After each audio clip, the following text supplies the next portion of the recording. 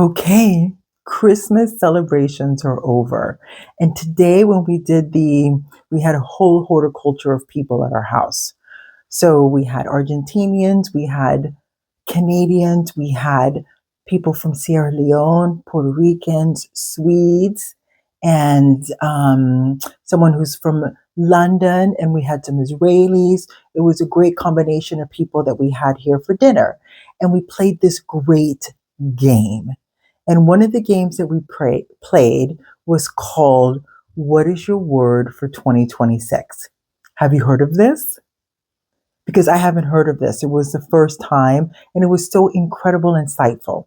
Okay, so you know how in New Year's, all of us, most of the time, have a list of the New Year's resolutions that we're going to implement throughout the course of the year, and you end up having like 3 or 4 or 5 New Year's resolutions.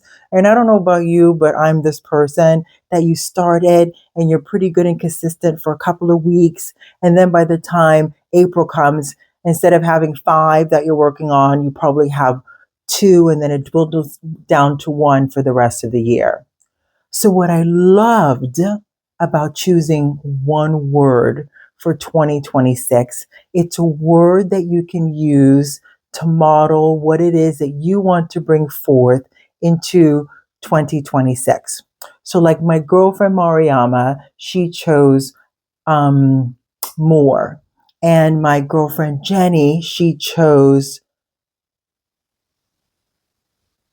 like being more courageous. And her daughter chose self sufficiency, and another person chose grades, another person chose mindfulness.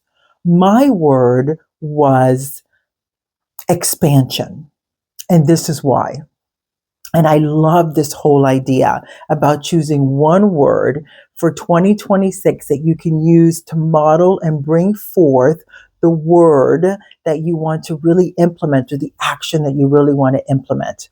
So the reason why I chose expansion is because, of course, because I'm a retired therapist and I have all this experience, because, we all carry the triggers from our childhood. I always have a need to feel safe in my environment.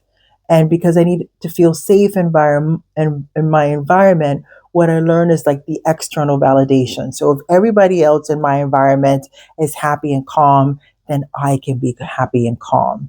Instead of feeling safe within myself and not given one little iota of a care of how everybody else feels, accordingly, right? So I have been like, I could work for the FBI. I am so good at recognizing when a person, like we're experiencing a challenge or an argument or someone's aggressive. I tend to make myself smaller and look at the person to understand, especially if it's someone that I know, right?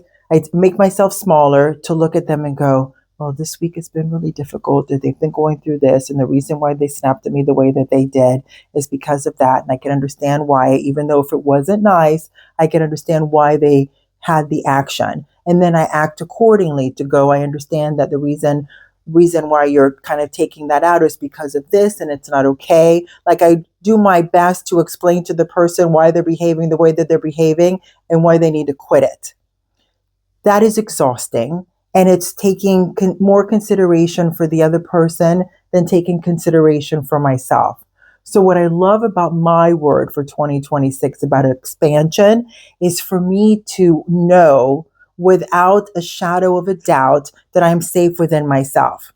Now, I'm super good about being accountable and responsible for myself. I'm super good at like addressing myself and my challenges and being able to go, these are my emotions, these are my thoughts, and they create this.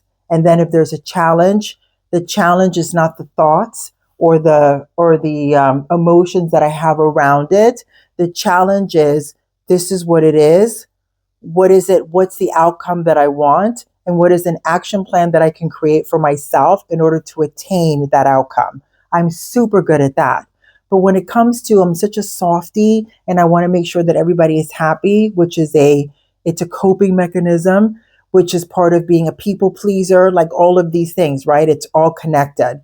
So in 2025, I've been very conscientious about not being a people pleaser, like really working on myself and taking care of myself more than the other person.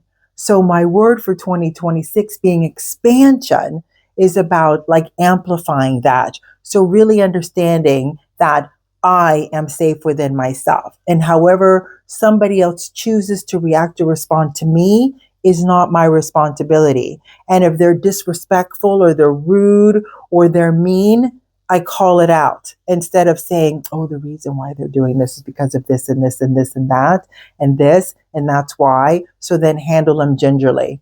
I can still handle them gingerly and saying, that was rude. That was disrespectful. Is there something going on? Where is that coming from? Do you want to talk about that? Because it's unacceptable behavior, which is what I do with everybody else around me, except for the people that are close to me. So I'm just applying that by being expansive and owning my space and not being so concerned about why somebody is saying what they're saying the way they're saying, because it is kind of a coping mechanism from being a people pleaser. So that is my word for 2026. So, what is one word that you are going to carry into 2026 that's going to be either instead of or in addition to a New Year's resolution? What is one word you can carry into the new year, 2026, that's going to remind you of something that you want to curate and cultivate for yourself? I trust that this day, as I'm sitting in my bed after having a huge dinner party and so many magnificent guests, and I'm super exhausted on Christmas Day, that your Christmas Day was just as fruitful and just as happy. And I'm wishing you all the love, all the blessings, all the success moving forward into your 2026 and beyond. I love you guys. I'm so happy for the community that we're continuously building and expanding here in Feminine Spaces. And without you, it doesn't work. So I'm so happy that each and every one of you are here. Pussily Puss. Vanessa from Feminine Spaces.